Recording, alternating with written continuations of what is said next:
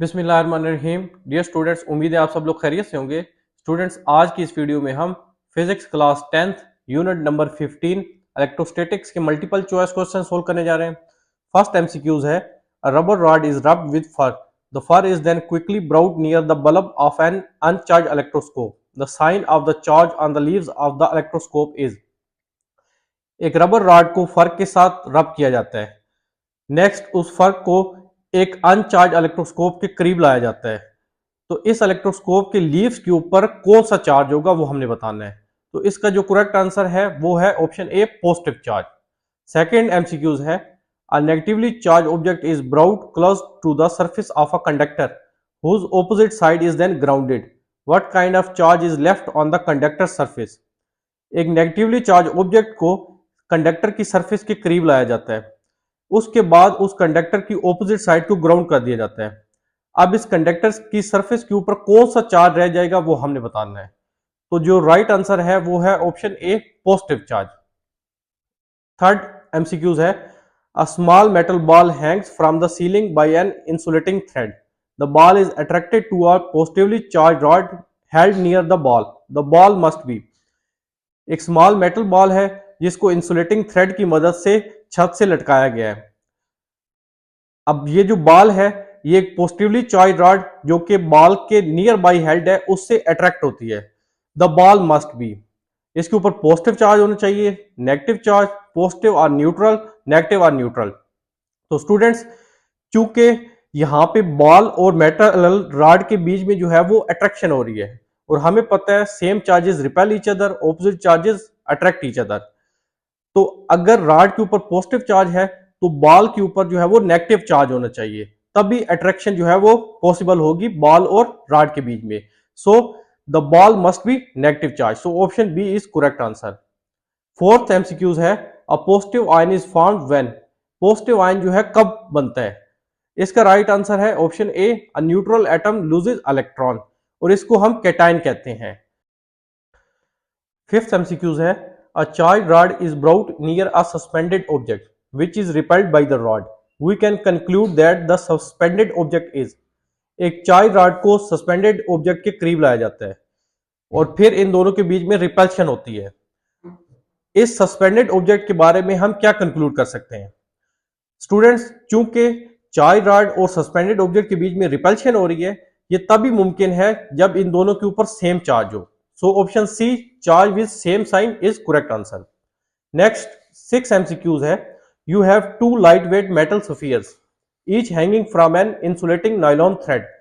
आपके पास दो लाइट वेट मेटल स्फीयर्स हैं और इन दोनों को इंसुलेटिंग नायलॉन थ्रेड की मदद से हैंग किया गया है। One of the spheres has a net negative charge while the other sphere has no net charge।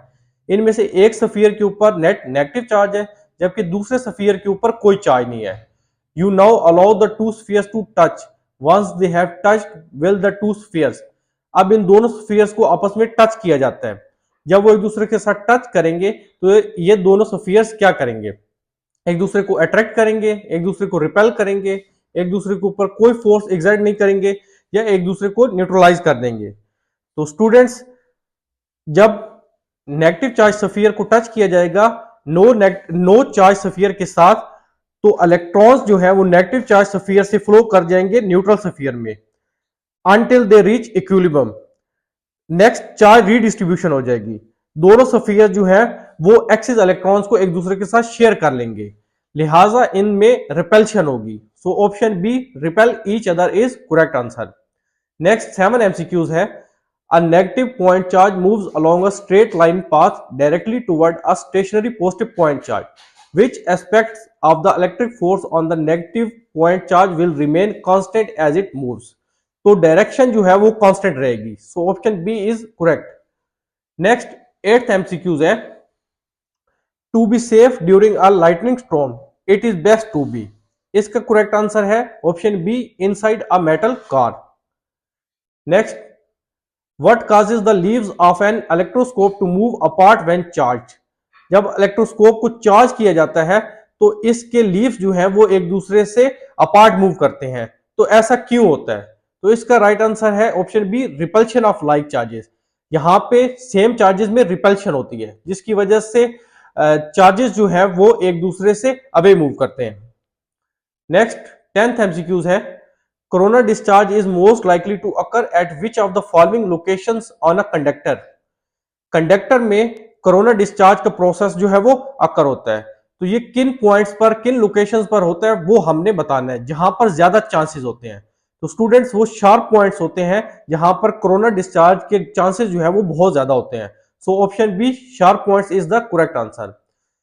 Next 11th MCQs है और ये लास्ट एमसीक्यूज है इस एक्सरसाइज का। What do Lichtenberg figures typically look like. ये जो लिचनबर्ग फिगर्स होती हैं ये दिखने में किस तरह होती हैं? तो बेसिकली ये दिखने में ब्रांचिंग ट्री लाइक पैटर्न्स होते हैं। So option C is correct answer. तो स्टूडेंट्स यहाँ पे हमारे यूनिट नंबर 15 के एमसीक्यूज कंप्लीट हो जाते हैं। स्टूडेंट्स आज की इस वीडियो में हम physics class 10th unit number 15 electrostatics के कंस्ट्रक्टेड रिस्पांस क्वेश्चन सोल्व करने जा रहे हैं। इसमें फर्स्ट क्वेश्चन है जिसका पार्ट ए है, in your notebook draw two parallel lines representing metal plates, one positive and one negative. आपने दो पैरेलल लाइंस ड्रा करनी है जो मेटल प्लेट्स को शो कर रही हो, जिसमें से एक मेटल प्लेट के ऊपर पॉजिटिव चार्ज हो, दूसरी मेटल प्लेट के ऊपर नेगेटिव चार्ज हो। तो स्टूडेंट्स ये बेसिकली दो मेटल प्लेट्स हैं, इसके ऊपर पॉजिटिव चार्ज है, इस मेटल प्लेट के ऊपर नेगेटिव चार्ज है, और ये जो लाइन है ये बेसिकली इलेक्ट्रिक फील्ड को रिप्रेजेंट कर रही है कि इलेक्ट्रिक फील्ड लाइंस ओरिजिनेट हो रही हैं पॉजिटिव चार्ज से और ये टर्मिनेट हो रही हैं नेगेटिव चार्ज प्लेट के ऊपर। पार्ट बी है, 8 negative point charges of equal magnitude are distributed evenly around a circle. एक सर्कल के अराउंड 8 नेगेटिव पॉइंट चार्जेस जिनकी मैग्नीट्यूड इक्वल है वो इवनली डिस्ट्रीब्यूटेड है।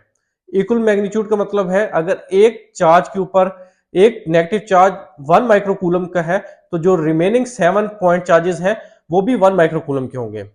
Sketch the electric field in the region around and with in this charge distribution. तो आपने करना क्या है, आपने इस चार्ज डिस्ट्रीब्यूशन के अराउंड और with in electric field line जो है वो ड्रा करनी है। फिर इसका सेकंड पार्ट है इसी पार्ट बी क्वेश्चन का, explain how this charge distribution can be use to model the electric field inside a coaxial cable. कि इस चार्ज डिस्ट्रीब्यूशन को यूज करके जो कोएक्सियल केबल के इनसाइड इलेक्ट्रिक फील्ड होता है उसको आप कैसे मॉडल कर सकते हैं। तो सबसे पहले हम इस पार्ट बी का जो फर्स्ट पार्ट है उसको आंसर कर लेते हैं। इसमें ये मैंने एक सर्कल ड्रा किया है और इसमें ये 8 नेगेटिव पॉइंट चार्जेस इस सर्कल के अराउंड जो है इक्वली डिस्ट्रीब्यूटेड है। चूंकि हमने इलेक्ट्रिक फील्ड लाइंस को ड्रा करना था तो हर चार्ज के ऊपर आप इलेक्ट्रिक फील्ड लाइन ड्रा हुई देख सकते हैं। तो ये आपका फाइनल रिक्वायर्ड स्केच है पार्ट बी के फर्स्ट पार्ट का। अब सेकंड पार्ट जो है इस क्वेश्चन का उसको आंसर हम कर लेते हैं। This charge distribution can be use to model the electric field inside a coaxial cable. कि इस चार्ज डिस्ट्रीब्यूशन को यूज करके कोएक्सियल केबल के इनसाइड जो इलेक्ट्रिक फील्ड होता है उसको हम मॉडल कर सकते हैं। इसकी एक्सप्लेनेशन अब मैं आपके साथ शेयर करता हूं। A coaxial cable typically consists of an inner conductor and an outer conductor shell separating by an insulating material. ये जो कोएक्सियल केबल होती है इसका एक इनर कंडक्टर होता है और एक आउटर कंडक्टर शेल होता है और ये दोनों एक दूसरे से इंसुलेटिंग मटेरियल से सेपरेट होते हैं। This distribution of 8 negative charges evenly around a circle can be used to model the outer conductor of a coaxial cable when it carries a negative charge। तो ये जो हमारा केस है जिसमें एक सर्कल के around 8 negative point charge equally distributed है, इस डिस्ट्रीब्यूशन को यूज करके हम कोएक्सियल केबल के आउटर कंडक्टर को मॉडल कर सकते हैं जब इसके ऊपर नेगेटिव चार्ज हो और when the inner conductor is positively charge, या जब इनर कंडक्टर के ऊपर पॉजिटिव चार्ज हो, inducing a negative charge on the inner surface of the outer conductor. तब क्या हो रहा होगा, तब आउटर कंडक्टर की इनर सरफेस के ऊपर नेगेटिव चार्ज जो है वो इंड्यूस हो रहा होगा। क्वेश्चन नंबर 2 है, figure shows a source that consist of 2 charge particles. एक डायग्राम गिवन है जिसमें 2 चार्ज पार्टिकल्स को शो किया गया है क्वेश्चन मार्क से। एक ये चार्ज पार्टिकल है, दूसरा ये चार्ज पार्टिकल है। पार्ट ए है इसमें, what is the sign of the charge on each particle. इन दोनों पार्टिकल्स के ऊपर कौन सा साइन होगा वो हमने बताना है। स्टूडेंट्स हमें पता है जो इलेक्ट्रिक फील्ड लाइंस हैं वो ओरिजिनेट होती हैं पॉजिटिव चार्ज पार्टिकल से, जबकि टर्मिनेट होती हैं नेगेटिव चार्ज पार्टिकल की तरफ। तो स्टूडेंट्स, जो राइट साइड पे चार्ज पार्टिकल है इसके ऊपर पॉजिटिव साइन होगा, जबकि लेफ्ट साइड पे जो चार्ज पार्टिकल है इसके ऊपर नेगेटिव साइन होगा। इसी क्वेश्चन का पार्ट बी है, in which region A B C or D is the electric field the weakest. किस पॉइंट पर, पॉइंट ए पर, बी पर, सी पर या पॉइंट डी पर इलेक्ट्रिक फील्ड सबसे ज्यादा वीकेस्ट किस पॉइंट पर है, तो वो हमने पॉइंट बताना है, वो रीजन बताना है। तो स्टूडेंट्स, इलेक्ट्रिक फील्ड जो है सबसे ज्यादा वीकेस्ट होगा डी पॉइंट पर, डी रीजन पर। और इसकी रीजन ये है चूंकि डी पॉइंट जो है ये चार्ज से बहुत ज्यादा दूर है, लिहाजा डी पॉइंट पर इलेक्ट्रिक फील्ड है वो वीकेस्ट होगा। Now comes to the part C, in which region A B C or D is the electric field the strongest.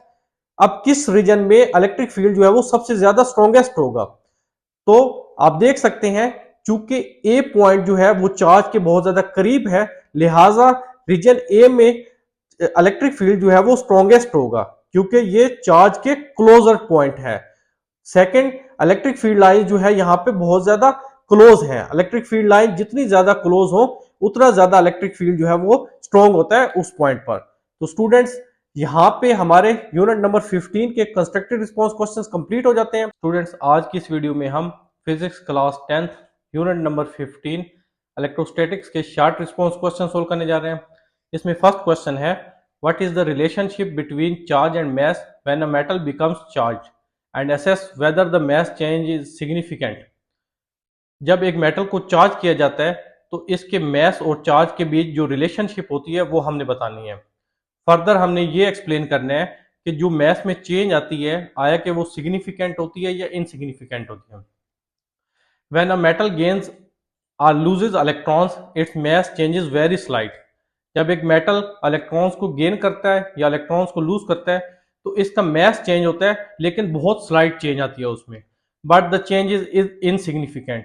ये जो चेंज होती है ये इनसिग्निफिकेंट होती है। सेकंड क्वेश्चन है, how do grounding systems prevent static buildup in fuel trucks, what are the dangers without grounding. जो trucks होते हैं फ्यूल के, इनको ग्राउंड किया जाता है, अगर ग्राउंड ना किया जाए तो कौन से खतरात जो है वो लाहक होते हैं। Grounding allows static charges to safely flow into the earth. Grounding से ये होता है कि जो स्टैटिक चार्जेस होते हैं वो अर्थ में सेफली फ्लो कर जाते हैं। Without it sparks may ignite fuel vapours causing explosions. अगर ग्राउंडिंग ना की जाए तो ये जो स्टैटिक चार्जेस हैं ये फ्यूल वेपर्स के साथ कांटेक्ट में आकर एक्सप्लोजन्स काज कर सकते हैं। थर्ड क्वेश्चन है, why do electrons transfer charge instead of protons और neutrons and how does this affect circuit and device design. हमेशा इलेक्ट्रॉन ही ट्रांसफर होता है, प्रोटॉन न्यूट्रॉन ट्रांसफर क्यों नहीं होते, और ये अफेक्ट सर्किट और डिवाइस डिजाइन में किस तरह अफेक्ट करता है। Electrons are mobile and loosely bound unlike protons and neutrons. Electrons mobile होते हैं और लूजली बाउंड होते हैं, जबकि प्रोटॉन्स और न्यूट्रॉन्स टाइटली बाउंड होते हैं न्यूक्लियस में। This enables current flow in circuits, as a result of which circuits में करंट जो है वो फ्लो करता है। क्वेश्चन नंबर 4 है, why does a charged balloon stick to a neutral wall due to polarization? Compare the interaction with a conductor versus an insulator. एक charge balloon जो है वो न्यूट्रल वॉल के साथ चिपक जाता है पोलराइजेशन की वजह से, और हमने इस इंटरेक्शन को कंपेयर करना है अगर कंडक्टर की वॉल हो या इंसुलेटर की वॉल हो। The charge balloon causes opposite charges to shift in the wall polarization. Charge balloon के केस में ऑपोजिट चार्जेस होते हैं जो वॉल में शिफ्ट होते हैं, क्रिएटिंग अट्रैक्शन, जिसकी वजह से अट्रैक्शन काज होती है। This affect is stronger in conductor than in insulators. और ये जो अट्रैक्शन होती है ये कंडक्टर्स के केस में स्ट्रॉन्गर होती है, जबकि इंसुलेटर्स के केस में ये अट्रैक्शन वीकर होती है। क्वेश्चन नंबर 5 है, how do positive and negative charges behave differently in an electric field. एक इलेक्ट्रिक फील्ड में पॉजिटिव और नेगेटिव चार्जेस एक दूसरे से किस तरह मुख्तलिफ बिहेव करते हैं। Positive charges move in the field direction while negative charges move opposite to it. Electric field में पॉजिटिव चार्जेस इलेक्ट्रिक फील्ड की डायरेक्शन में मूव करते हैं, जबकि नेगेटिव चार्जेस इलेक्ट्रिक फील्ड की ऑपोजिट डायरेक्शन में मूव करते हैं। क्वेश्चन नंबर 6 है, what are the effects of changing electric field direction और strength in applications like capacitors. Capacitors के केस में अगर इलेक्ट्रिक फील्ड की डायरेक्शन और स्ट्रेंथ को चेंज किया जाए तो इसके क्या इफेक्ट्स होंगे। Changing direction reverses charge flow. अगर इलेक्ट्रिक फील्ड की डायरेक्शन को चेंज करेंगे तो चार्ज फ्लो रिवर्स हो जाएगी। Increasing strength, increasing energy storage and voltage, जबकि इलेक्ट्रिक फील्ड की स्ट्रेंथ का ताल्लुक एनर्जी स्टोरेज और वोल्टेज से है।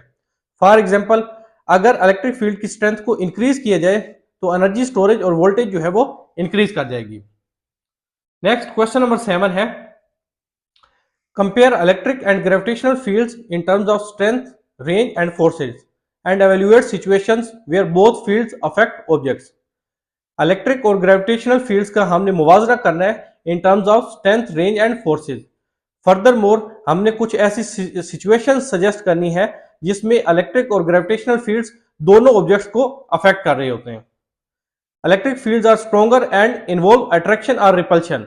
इलेक्ट्रिक फील्ड स्ट्रॉन्गर होते हैं और इनमें अट्रैक्शन या रिपल्शन होती है चार्जेस के बीच में। While gravitational fields are weaker and always attractive, जबकि ग्रेविटेशनल फील्ड्स हमेशा वीकर होते हैं और अट्रैक्टिव होते हैं।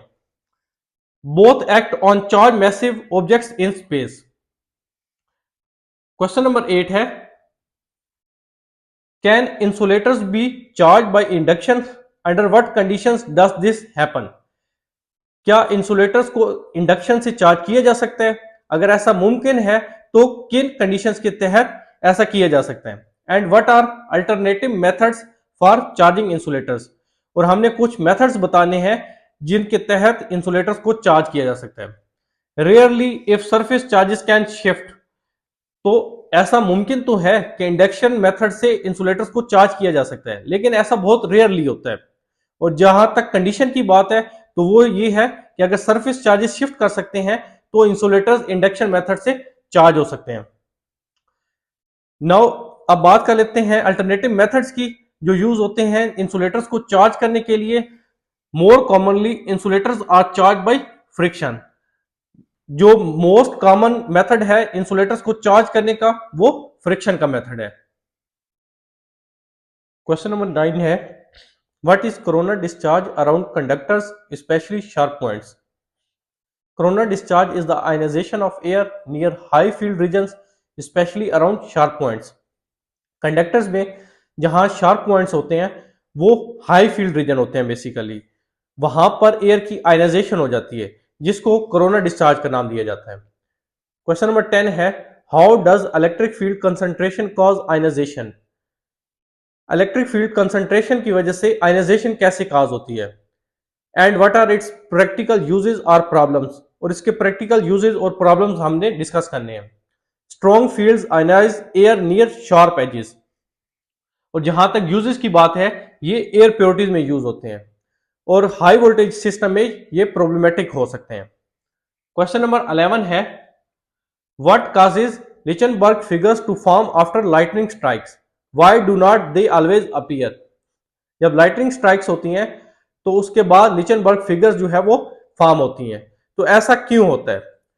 Why do not they always appear, लेकिन ये जरूरी भी नहीं है कि जब भी लाइटनिंग स्ट्राइक्स हो तो लिचनबर्ग फिगर्स फॉर्म हो, तो इसकी रीजन भी हमने बतानी है।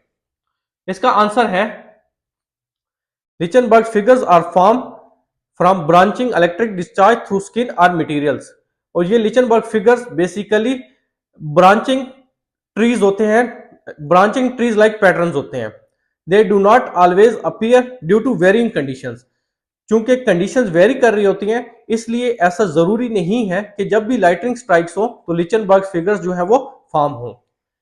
क्वेश्चन नंबर 12 है, how do lightning rods protect buildings, what is the role of pointed rods in attracting discharge. Lightning rods direct strikes safely to the ground. तो जो लाइटनिंग रॉड्स होते हैं ये स्ट्राइक्स को ग्राउंड की तरफ सेफली डायरेक्ट कर देते हैं। Pointed tips enhance electric field to attract strikes. तो इनकी टिप्स जो है पॉइंटेड इसलिए बनाई जाती हैं कि इसकी वजह से इलेक्ट्रिक फील्ड इनहांस हो जाते हैं और वो स्ट्राइक्स को अट्रैक्ट कर लेते हैं। अब क्वेश्चन नंबर 13 है और ये लास्ट शॉर्ट रिस्पॉन्स क्वेश्चन है इस एक्सरसाइज का। How can lightning rod design and placement be optimised for better protection? Lightning rod को डिजाइन को किस तरह ऑप्टिमाइज किया जा सकता है कि ये बिल्डिंग्स की प्रोटेक्शन को बेहतर कर सके? इसके वेरियस वेज हैं। Place rods at high points, use sharp tips, ensure strong grounding and install multiple rods on large structures. एक तो रॉड्स को हाई पॉइंट्स पे रखें, इनकी टिप्स शार्प बनाएं, स्ट्रॉन्ग ग्राउंडिंग करें और मल्टीपल रॉड्स जो है वो लार्ज स्ट्रक्चर्स पर इंस्टॉल करें। तो स्टूडेंट्स यहाँ पे हमारे शॉर्ट रिस्पॉन्स क्वेश्चंस कंप्लीट हो जाते हैं। स्टूडेंट्स, आज की इस वीडियो में हम physics class 10th unit number 15 electrostatics के न्यूमेरिकल सोल्व करने जा रहे हैं। फर्स्ट न्यूमेरिकल है a positive test charge of 30 microcoulomb is placed in an electric field. एक पॉजिटिव टेस्ट चार्ज है जिसको एक इलेक्ट्रिक फील्ड में रखा गया है। The force on it is 0.600 newton. इस चार्ज पे जो फोर्स एक्ट कर रही है वो 0.600 न्यूटन की है। What is the magnitude of the electric field at the location of the test charge? तो इस इलेक्ट्रिक फील्ड की मैग्नीट्यूड हमने फाइंड करनी है। सबसे पहले डाटा लिख लेते हैं। चार्ज क्यू हमें गिवन है 30 माइक्रोकूलम। चूंकि ऐसा यूनिट कूलम होती है लिहाजा माइक्रोकूलम को कूलम में कन्वर्ट कर लेते हैं। 1 माइक्रोकूलम 10⁻⁻6 कूलम के इक्वल होता है। सो 30 माइक्रोकूलम आ जाएगा 30 इंटू 10⁻⁻6 कूलम। फोर्स गिवन है 0.600 न्यूटन। इलेक्ट्रिक फील्ड ई हमने कैलकुलेट करना है। इलेक्ट्रिक फील्ड जो है बाय डेफिनेशन ये हमारे पास इक्वल होती है फोर्स पर यूनिट चार्ज के। चूंकि हमने इलेक्ट्रिक फील्ड ई ही कैलकुलेट करना है और फोर्स और क्यू दोनों की वैल्यूज हमें डाटा में गिवन है, तो आप यहाँ पे सिंपल एफ और क्यू की वैल्यू पुट कर देंगे। जब आप सोल्व करेंगे तो आपके पास इलेक्ट्रिक फील्ड स्ट्रेंथ आ जाएगी 2 into 10⁻⁴ Newton per coulomb. Second numerical है how much force is exerted on a charge of -1 microcoulomb in a field of strength 1.7 into 10⁻⁶ Newton per coulomb. Now when the field strength is doubled, how much force is exerted on a charge of 1 microcoulomb? इस numerical के दो parts हैं। First part में उसने हमें एक negative charge दिया है जो कि -1 माइक्रोकूलम का है और जिस इलेक्ट्रिक फील्ड में इस चार्ज को रखा गया है उसकी स्ट्रेंथ उसने हमें बता दी है और पूछे ये है कि इस चार्ज के ऊपर जो फोर्स एग्जर्ट हो रही होगी वो हमने कैलकुलेट करनी है। पार्ट बी में क्या करना है, अब वो कहता है अगर पॉजिटिव चार्ज है और फील्ड स्ट्रेंथ को अगर हम डबल कर दें तो इस केस में जो चार्ज के ऊपर फोर्स एग्जर्ट हो रही होगी उसको कैलकुलेट करना है। तो सबसे पहले डाटा लिख लेते हैं। नेगेटिव चार्ज जो हमें गिवन है वो -1 माइक्रोकूलम है। इलेक्ट्रिक फील्ड स्ट्रेंथ गिवन है 1.7 इंटू 10⁻⁶ न्यूटन पर कूलम और हमने फोर्स कैलकुलेट करनी है। और सेकंड पार्ट में हमने चार्ज पॉजिटिव चार्ज लेने हैं जो कि 1 माइक्रोकूलम है और इलेक्ट्रिक फील्ड स्ट्रेंथ को हमने डबल कर देना है और फिर हमने फोर्स जो है वो कैलकुलेट करनी है जो चार्ज के ऊपर एग्जर्ट हो रही होगी। एज वी नो कि जो इलेक्ट्रिक फील्ड होता है बाय डेफिनेशन वो फोर्स पर यूनिट चार्ज के इक्वल होता है। चूंकि हमने फोर्स कैलकुलेट करनी है लिहाजा फोर्स यहां से इक्वल आ जाएगी E इंटू क्यू के। अब चार्ज हमारे पास जो फर्स्ट पार्ट में है वो -1 माइक्रोकूलम है, उसकी वैल्यू लिख दी है। इलेक्ट्रिक फील्ड स्ट्रेंथ गिवन है 1.7 इंटू 10⁻⁶। इन दोनों वैल्यूज को आप मल्टीप्लाई करें तो फोर्स आ जाती है -1.7 न्यूटन। यहाँ पे जो नेगेटिव साइन है ये इंडिकेट कर रहा है कि जो फोर्स है वो एग्जर्ट कर रही है टुवर्ड्स लेफ्ट। सेकेंड पार्ट में क्या करना है कि एक तो चार्ज जो है वो हमने पॉजिटिव 1 माइक्रोकूलम लेना है और इलेक्ट्रिक फील्ड स्ट्रेंथ को हमने डबल कर देना है। लिहाजा अब E जो है वो 2E है। जो इलेक्ट्रिक फील्ड की हमें वैल्यू गिवन है उसको 2 से मल्टीप्लाई कर दें। ये 2 से मैंने मल्टीप्लाई कर दिया है। ये Q की वैल्यू लिखी है जो कि पॉजिटिव 1 माइक्रोकूलम है, 1 इंटू 10⁻⁶ और ये इलेक्ट्रिक फील्ड की वैल्यू। जब आप इन नंबर्स को मल्टीप्लाई करेंगे तो फोर्स इस केस में आ जाएगी 3.4 न्यूटन। आप देख सकते हैं यहाँ पे फोर्स के साथ जो साइन आ रहा है वो पॉजिटिव है। ये इंडिकेट कर रहा है कि जो फोर्स है वो एग्जर्ट कर रही है टुवर्ड्स राइट। थर्ड न्यूमेरिकल है find magnitude of the positive test charge that experiences a force of 0.5 newton when placed in an electric field of 2 newton per coulomb. अगर एक पॉजिटिव टेस्ट चार्ज को हम electric field जो कि 2 newton per coulomb की है उसमें रखते हैं तो इसके ऊपर जो फोर्स एक्ट करती है वो 0.5 न्यूटन की है। तो हमने इस पॉजिटिव टेस्ट चार्ज की मैग्नीट्यूड कैलकुलेट करनी है। सबसे पहले डाटा लिखते हैं। फोर्स गिवन है 0.5 newton, electric field strength given है 2 newton per coulomb, charge Q हमने कैलकुलेट करना है। Again as we know that electric field strength होती है फोर्स पर यूनिट चार्ज के इक्वल। चूंकि हमने क्यू चार्ज कैलकुलेट करना है, इसकी मैग्नीट्यूड फाइंड करनी है, लिहाजा यहां से क्यू आ जाएगा force per unit electric field के इक्वल। अब एफ और ई दोनों की वैल्यूज हमारे पास गिवन है, आप यहाँ पे फार्मूला में पुट कर दें। जब सोल्व करेंगे तो हमारे पास पॉजिटिव टेस्ट चार्ज की जो मैग्नीट्यूड है वो आ जाएगी 0.25 कूलम। फोर्थ न्यूमेरिकल है a small charge of 3 microcoulomb is placed in a uniform electric field of 1.5 Newton per coulomb, calculate force on the charge. एक 3 माइक्रोकूलम का चार्ज है जिसे 1.5 न्यूटन पर कूलम के इलेक्ट्रिक फील्ड में रखा गया है। इस चार्ज के ऊपर जो फोर्स एक्ट कर रही होगी वो हमने कैलकुलेट करनी है, इलेक्ट्रिक फोर्स हमने फाइंड करनी है। सबसे पहले डेटा है, चार्ज है 3 माइक्रोकूलम, इसको कूलम में कन्वर्ट कर लें तो ये आ जाएगा 3 × 10⁻⁶ coulomb. Electric field strength given है 1.5 Newton per coulomb, force F हमने कैलकुलेट करनी है। Using the definition of electric field strength equal होती है फोर्स पर यूनिट चार्ज के। क्योंकि हमने फोर्स फाइंड करनी है तो यहां से क्रॉस मल्टीप्लाई करके फोर्स इक्वल आ जाएगी Q × E के। अब Q और E दोनों की वैल्यूज हमारे पास डाटा में गिवन है, आप यहाँ पे फार्मूला में पुट कर दें। जब सोल्व करेंगे तो हमारे पास फोर्स आ जाएगी 4.5 माइक्रो न्यूटन। माइक्रो का मतलब है 10⁻⁶। सो जो रिक्वायर्ड फोर्स है हमारे इस केस में वो है 4.5 माइक्रो न्यूटन। फिफ्थ न्यूमेरिकल है, calculate the electric field strength when an electron enters it and experiences a force of 0.01 Newton.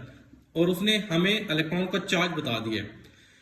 एक इलेक्ट्रॉन जब इलेक्ट्रिक फील्ड में इंटर होता है तो उसके ऊपर 0.01 न्यूटन की फोर्स जो है वो एक्ट करती है। तो इस इलेक्ट्रिक फील्ड की स्ट्रेंथ हमने कैलकुलेट करनी है। सबसे पहले डाटा है, फोर्स गिवन है 0.01 न्यूटन, चार्ज गिवन है जो इलेक्ट्रॉन के ऊपर है 1.6 × 10⁻⁹ coulomb, electric field strength E calculate करनी है। Again using the formula, electric field strength हमारे पास इक्वल होती है फोर्स पर यूनिट चार्ज के। अब फोर्स भी गिवन है, चार्ज Q भी गिवन है। F और Q की वैल्यू आप यहाँ पे फार्मूला में पुट कर दें। जब सोल्व करेंगे तो इलेक्ट्रिक फील्ड स्ट्रेंथ हमारे पास आ जाएगी 6.25 × 10⁻16 Newton per coulomb. Now comes to the question number 6, जो कि लास्ट न्यूमेरिकल है इस एक्सरसाइज का। What is magnitude of force on an electron released from rest in a uniform electric field of magnitude 20 Newton per coulomb. Electric field strength given है, हमने electron के ऊपर जो फोर्स एक्ट कर रही होगी वो कैलकुलेट करनी है। सबसे पहले डाटा लिखते हैं, फोर्स F कैलकुलेट करनी है। इलेक्ट्रिक फील्ड स्ट्रेंथ गिवन है 20 न्यूटन पर कूलम और इलेक्ट्रॉन के ऊपर जो चार्ज होता है उसकी मैग्नीट्यूड गिवन है 1.6 × 10⁻19 coulomb. Again using the formula, electric field strength हमारे पास इक्वल होती है फोर्स पर यूनिट चार्ज के। चूंकि हमने फोर्स कैलकुलेट करनी है तो यहां से क्रॉस मल्टीप्लाई करके फोर्स इक्वल आ जाएगी Q × E के। अब Q जो कि चार्ज है, इलेक्ट्रॉन के ऊपर चार्ज है, उसकी वैल्यू भी गिवन है, इलेक्ट्रिक फील्ड स्ट्रेंथ E भी गिवन है। आप ये दोनों वैल्यूज यहाँ पे फार्मूला में पुट कर दें। जब आप मल्टीप्लाई करेंगे दोनों वैल्यूज को तो फोर्स आ जाएगी 3.2 × 10⁻18 न्यूटन। तो स्टूडेंट्स यहाँ पे हमारे इस एक्सरसाइज के न्यूमेरिकल्स कंप्लीट हो जाते हैं। अगर कोई न्यूमेरिकल आपको समझ ना आया तो कमेंट सेक्शन में जरूर बताएं। वीडियो पसंद आए तो वीडियो को लाइक शेयर कर दें। हमारे चैनल पे नए हैं तो चैनल को सब्सक्राइब कर दें। अपने बहुत ख्याल रखिएगा, मिलते हैं नेक्स्ट वीडियो में, तब तक के लिए अल्लाह हाफिज।